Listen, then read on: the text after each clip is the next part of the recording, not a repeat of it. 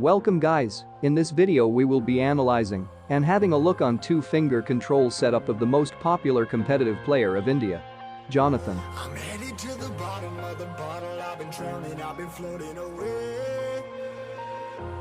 Every other dollar that I got in bed, I probably went and pissed it away.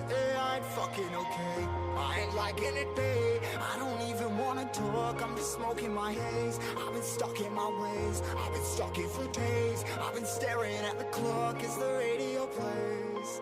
I'm enslaved. Most of you knows about Jonathan's achievements in esports that I don't think I need to introduce. And the players who judge his skills by watching streams. Stop it. So what do you think? What can be the reason behind his excellent performance in competitive matches? Sensitivity? Device? Or thumb control setup? Well, all these things, but the most important thing is hard work, continuously playing on same control for more than 2 years. I've made this video for the players who have decided to sift on Jonathan control, so they can understand its advantages and disadvantages and can take better decision. Also, finding your own claw setup is too good.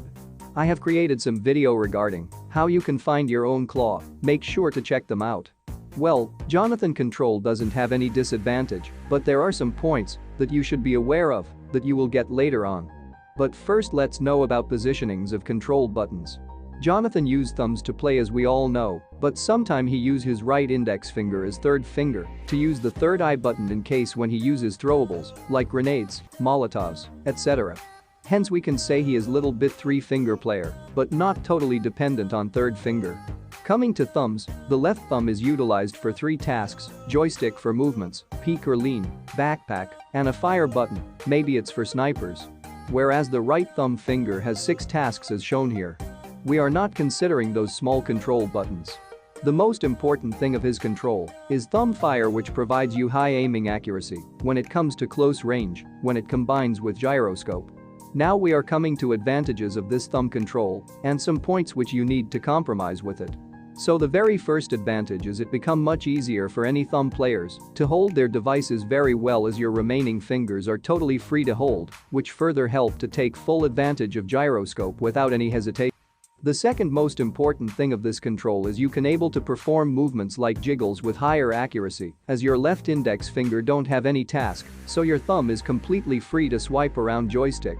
Whereas in case of claw controls, your thumb and index finger are involved together, which causes a small inaccuracy. And also you can spray more than the angle of 90 degrees on running vehicles, which is a hard task for 4-finger players as their bones block their gyroscope tracing after some specific distance. I am talking about this part, whereas the thumb players can perform it easily. I know some of you might be wondering that why did Jonathan choose to play on 2-finger? Well, here I'm not a mind reader. But one thing I can say, he is a professional player, and the professional players believe in improving their skill. They are not dependent on numbers of fingers. Because these are just a personal preferences, like someone used to play with 3-finger, and some players like 4-finger, which is very common among the Pubg players. And maybe he chose because of those positive reason which I've told you, and also they are true facts in this case, and having those advantages is very important for a competitive player. Now let's discuss those problems which the 4-finger player is going to face in the beginning. The very first thing is this control require to keep scope and peek mode on tap settings, which could not be a problem if you used to play on tap settings before also. In this control you have to stop firing if you want to open or close your scope. And this could be a problem for beginners who have sifted on this control.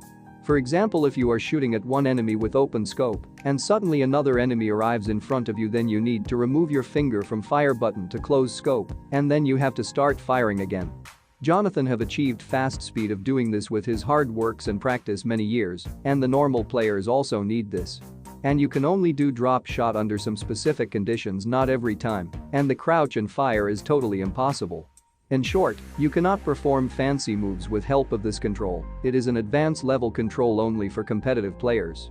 Overall, this control is best if you are looking for any control to improve your aiming accuracy. Okay guys, that's all I got for this video. Hope you learned something new. Please subscribe for more such videos. WinemSK, signing off. See you guys very soon.